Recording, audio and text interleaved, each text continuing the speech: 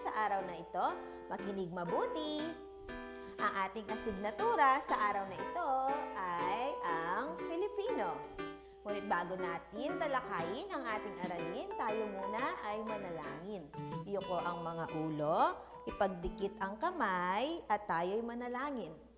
Ama namin, kami po ay nagpapasalamat sa binigay mong panibagong araw upang kami matuto. Patawad, Ama, sa aming mga nagawang kasalanan. Naway gabayan niyo po kami sa aming pang-araw-araw na gawain. Sa pangalan ni Jesus, Amen. Ngayon, atin munang iisa-isahin ang talasalitaan. Ito ay ang mga salita na inyong dapat matutunan bago natin talakayin ang ating kwento para mamaya inyong alam ang kanilang kahulugan. Okay? Ang una, hangos. Ulitin nyo nga. Hangos. Pag sinabing hangos, ito ay nagmamadali sa pagkilos. Pag sinabing hangos, ito ay nagmamadali o binibilisan sa pagkilos. Susunod.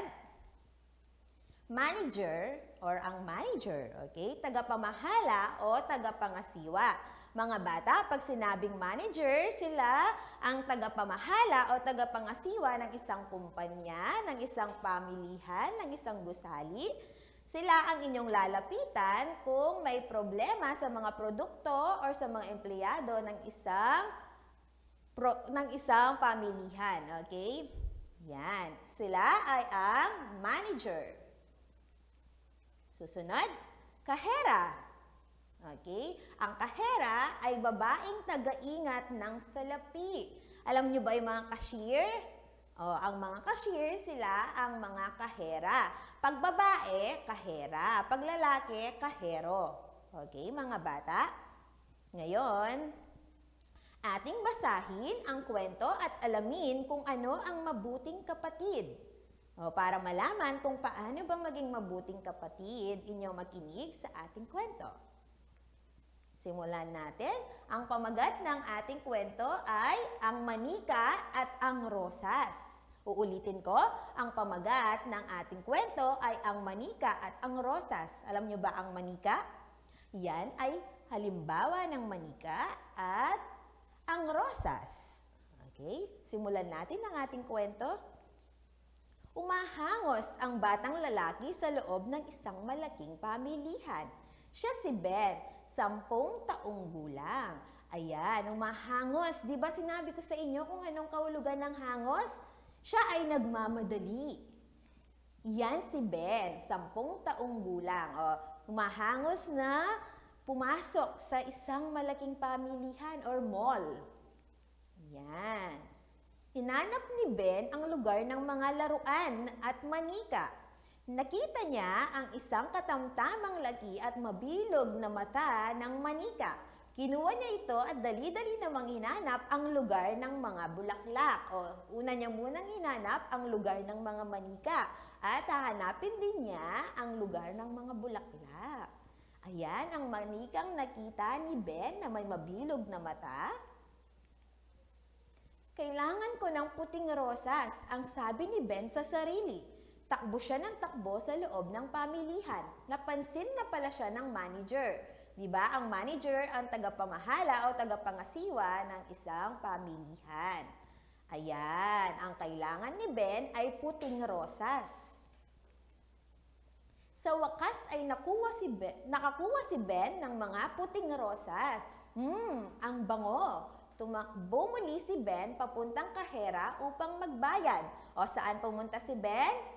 Sa kahera o sa cashier para magbayad. Ayan si Ben, magbabayad na siya ng kanyang bibilhin na manika at mga puting rosas.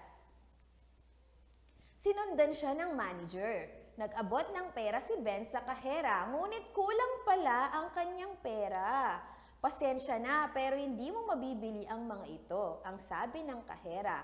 Ayan si Ben, nasa kahera, ngunit meron siyang problema. Kulang ang kanyang dalang pera. Tingnan natin ang susunod na mangyayari. Nangingilid ang luha ni Ben sa pagkabigla. Hindi siya pwedeng umalis nang hindi dala ang rosas at ang manika.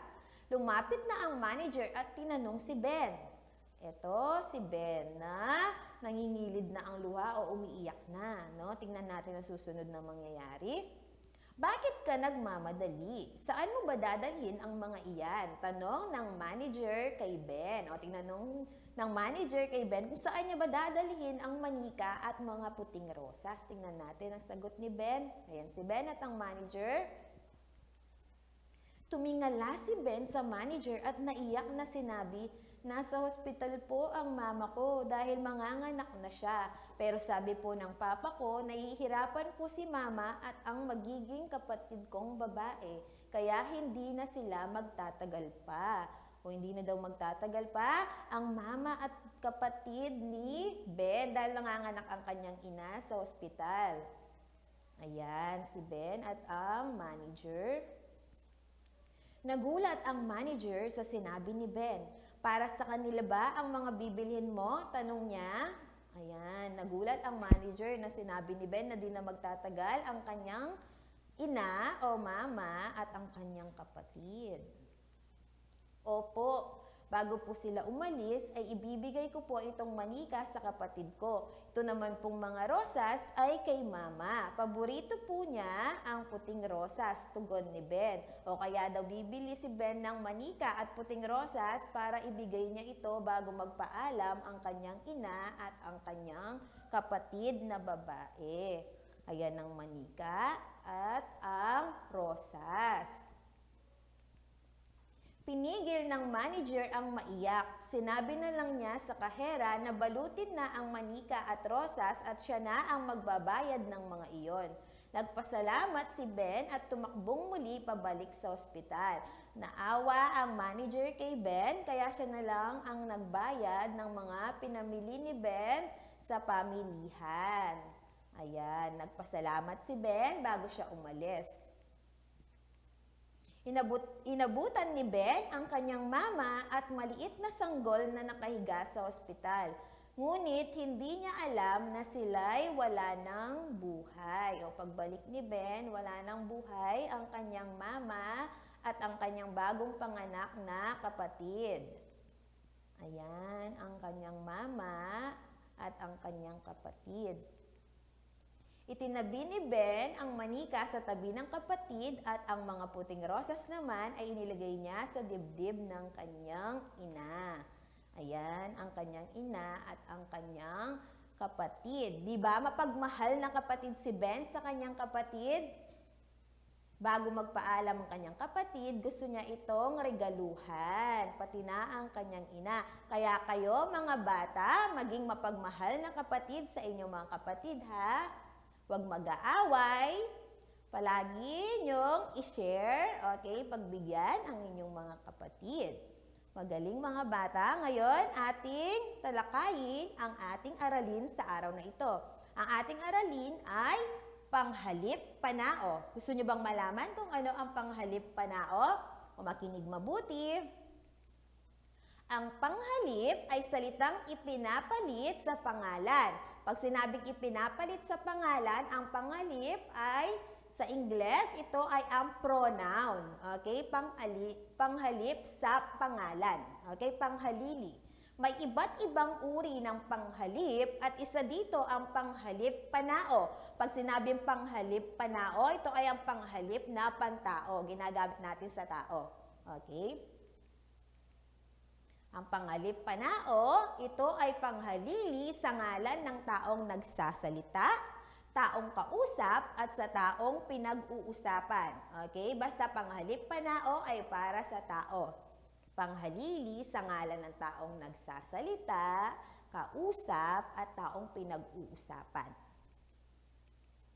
Halimbawa, siya ay may dalang rosas. Pag sinabing siya, ang siya ay ginagamit kapag ang tinutukoy ay ang taong inyong pinag-uusapan. O, siya ay may dalang rosas. Okay? Susunod, tayo ay pupunta sa antipolo. Ginagamit ang tayo kung ikaw at ang iyong kausap ay pupunta sa antipolo. Kaya ang sinabi mo ay tayo ay pupunta sa antipolo. Ibig sabihin, kasama ka. Okay? Susunod, Bibili ako ng sapatos. Pag naman ginamit mo ang panghalip panao na ako, ang tinutukoy mo ay ang iyong sarili. Okay?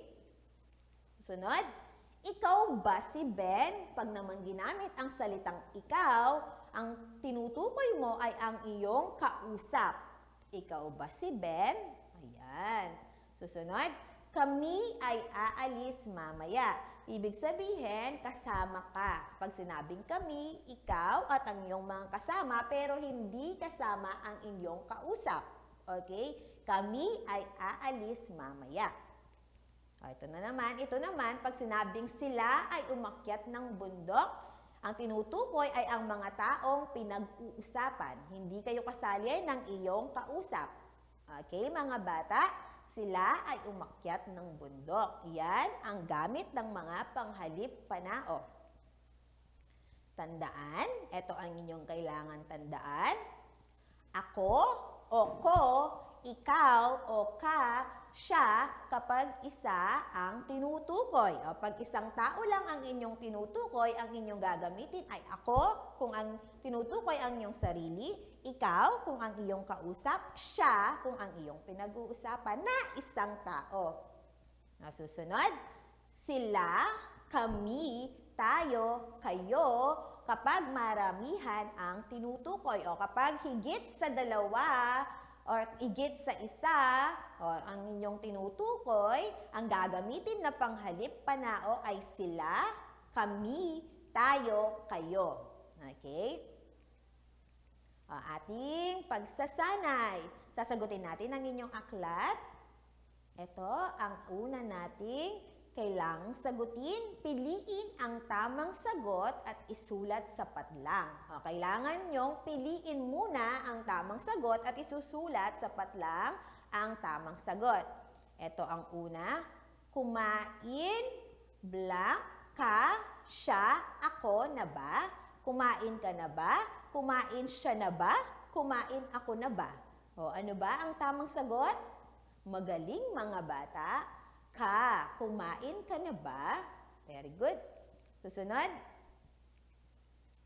Sila, ka, ko ay umakyat ng bundok. Ano ba ang damang salita, tamang panghalip na gagamitin?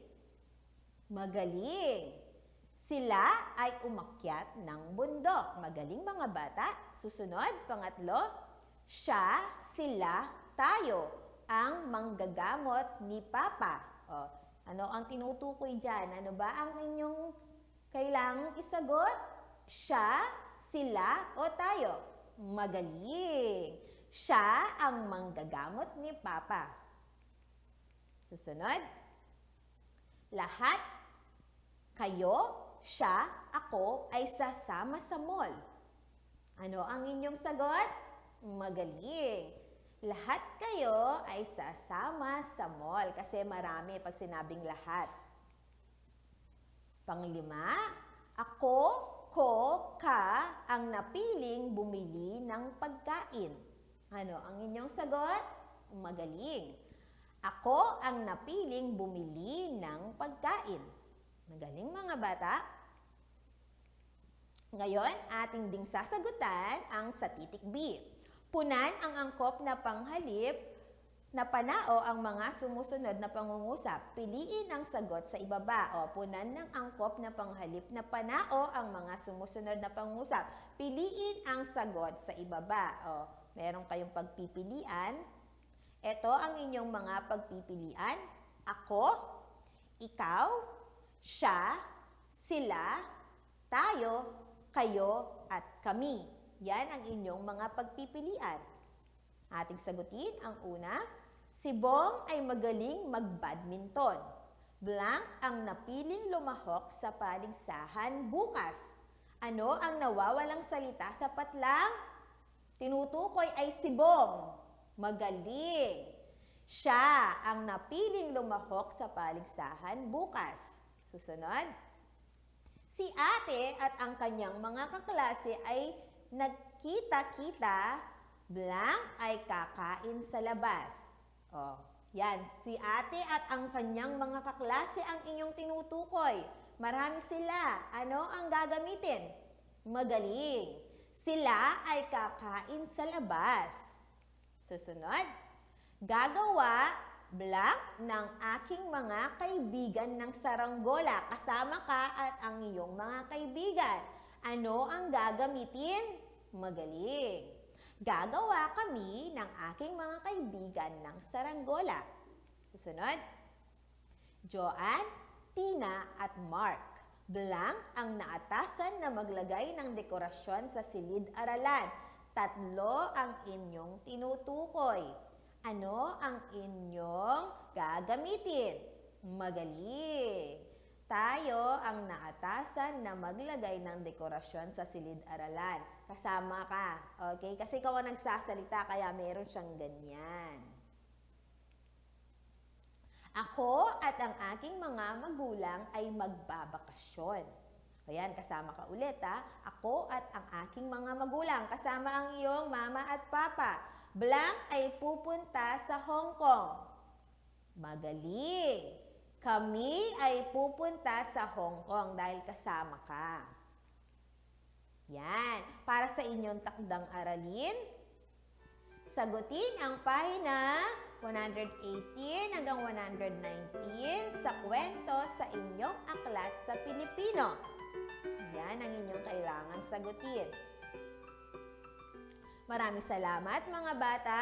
Hanggang sa muli. Paalam!